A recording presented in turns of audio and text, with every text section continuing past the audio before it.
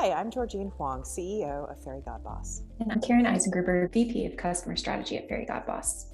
We're the largest career community for women, and we have a social mission of helping women achieve their career goals.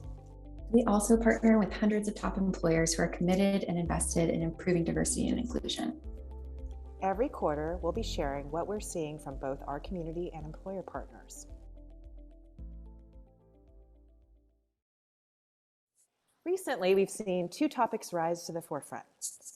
First, what's being referred to as the Great Regret, and two, many return to work conversations. Let's tackle the Great Regret first.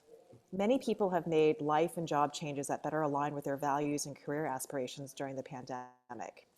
This has been widely called the Great Resignation. And what's coming up now is the fact that there's also some level of regret surfacing.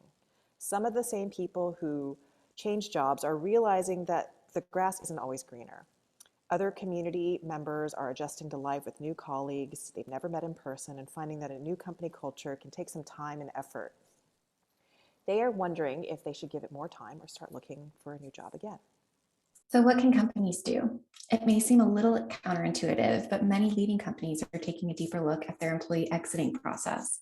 Large professional services firms like Accenture and PwC invest time and resources in ensuring a positive, humane exit experience for all employees in anticipation of the employees returning to their firms at a later stage in their career, commonly referred to as the boomerang effect. We're also seeing more employee alumni groups surface as a flavor of a talent community.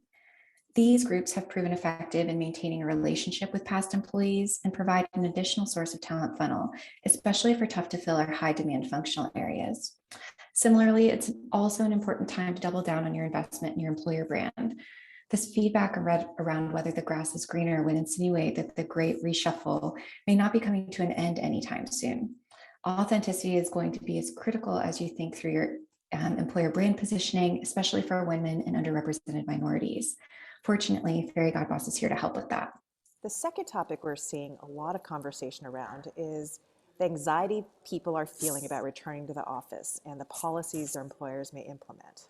While there are differences across the country and across different industries, many people have had at least 1 to 2 changes in return to policies announced over the past year, and they're wondering what's going to happen next and whether this next announcement really is going to stick.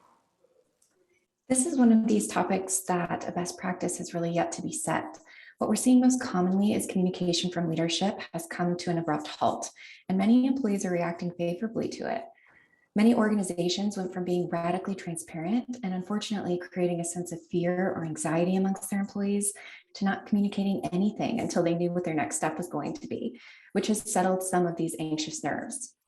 It's important to note that, though, that recent Gartner research has already shown that companies that are forcing a return to the office are likely to see higher attrition rates, especially amongst in-demand functional areas like software development and sales, as well as for women and underrepresented minorities. As a result, companies will need to be more thoughtful about their compensation packages and other benefits that they can put in place of remote working to still be an attractive option for women and underrepresented minorities. Another popular work option is, of course, hybrid working. Professor Martine Haas of the Wharton School recently wrote in a Harvard Business Review article that women are more likely to favor and choose working remotely. Even in hybrid work situations, women are at risk of falling behind under what she calls a fixed hybrid working environment, where the same group of people are on site only and another group of people work only remotely.